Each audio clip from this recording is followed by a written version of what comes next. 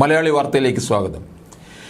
Israel Hamas യുദ്ധം രൂക്ഷമാവുകയും ജൂതരാഷ്ട്രത്തിനുള്ള അന്താരാഷ്ട്ര പിന്തുണ കുറയുകയും ചെയ്യുന്നതിനിടെ US president Joe Biden Israeli പ്രധാനമന്ത്രി ബെഞ്ചമിൻ നെതന്യാഹുവിനെ സ്വകാര്യമായി ആക്ഷേപിച്ചതായി റിപ്പോർട്ട്.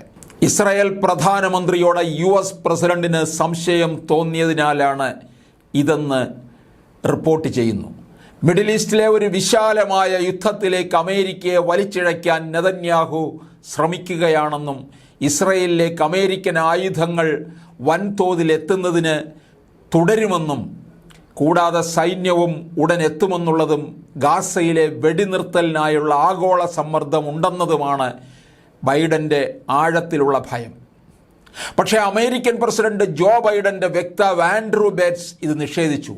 ബൈഡനും നെതന്യാഹുവും പൊതുവായും സ്വകാര്യമായിട്ടും മാന്യമായ ഒരു ദശാബ്ദക്കാലത്തെ ബന്ധമാണുള്ളതെന്നും പറയുന്നുണ്ട്. കഴിഞ്ഞ വർഷം ഡിസംബറിൽ ചൂടേറിയ സംസാരത്തിനിടെ ബൈഡൻ നെതന്യാഹുവിൻ്റെ ഫോൺ കോൾ കട്ട് ചെയ്തതോടെ ഇരു നേതാക്കളും തമ്മിലുള്ള ബന്ധം എക്കാലത്തെയും മോശമായ അവസ്ഥയാണ്.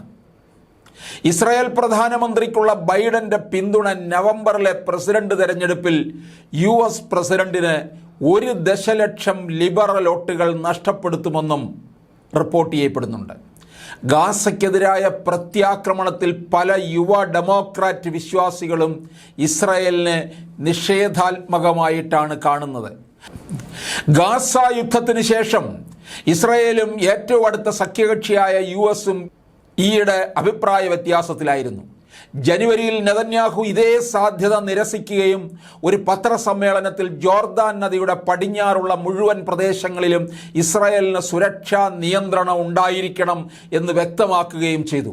ഇസ്രായേലിന് സുരക്ഷ ഉറപ്പു നൽകുന്ന ഒരു സ്വതന്ത്ര പലസ്തീൻ രാഷ്ട്രം സ്ഥാപിക്കാനും മേഖലയിലെ പങ്കാളികളുമായി ഓപ്ഷനുകൾ പര്യവേഷണം ചെയ്യാനും രാജ്യം സജീവമായി തുടരുകയാണെന്ന് US കഴിഞ്ഞ ആഴ്ച പറഞ്ഞിരുന്നു. ജോ ബൈഡന്റെ ഭരണത്തിൻ്റെ ലക്ഷ്യമാണ് ഈ ശ്രമമെന്ന് US സ്റ്റേറ്റ് ഡിപ്പാർട്ട്മെന്റ് വക്താവ് പറയുന്നു. എന്നിരുന്നാലും ഇരു നേതാക്കളും പരസ്പരം പിന്തുണയ്ക്കുന്നതിനെക്കുറിച്ച് പ്രധാനമായും വാചാലരായി. US പ്രസിഡന്റ് തെരഞ്ഞെടുപ്പിലേക്കുള്ള ബൈഡന്റെ പാതയെ ഇത് ഒരു തരത്തിൽ സ്വാധീനിച്ചു. ഏറ്റവും പുതിയ ന്യൂയോർക്ക് ടൈംസ് CNN പോൾ അനുസരിച്ച് യുവ വോട്ടർമാർക്കിടയിൽ റിപ്പബ്ലിക്കൻ സ്ഥാനാർത്ഥി ഡൊണാൾഡ് ട്രംപിനേക്കാൾ ജോ ബൈഡന് പ്രീതി കുറവാണ്. 18-നും 29-നും ഇടയിൽ പ്രായമുള്ള രജിസ്റ്റർ ചെയ്ത വോട്ടർമാരിൽ 49% പേരും റിപ്പബ്ലിക്കൻ പാർട്ടിയെ തിരഞ്ഞെടുക്കുന്നത് 43%-ലേറെയാണ്. ഇന്നൊരു സ്ഥാനാർത്ഥിയെ തിരഞ്ഞെടുക്കുകയാണെങ്കിൽ 46% വോട്ടർമാർ ട്രംപിനെ തിരഞ്ഞെടുക്കുകയും 44% ജോ ബൈഡനെ തിരഞ്ഞെടുക്കുകയും ചെയ്യുന്നതായി സർവേ കാണിക്കുന്നു.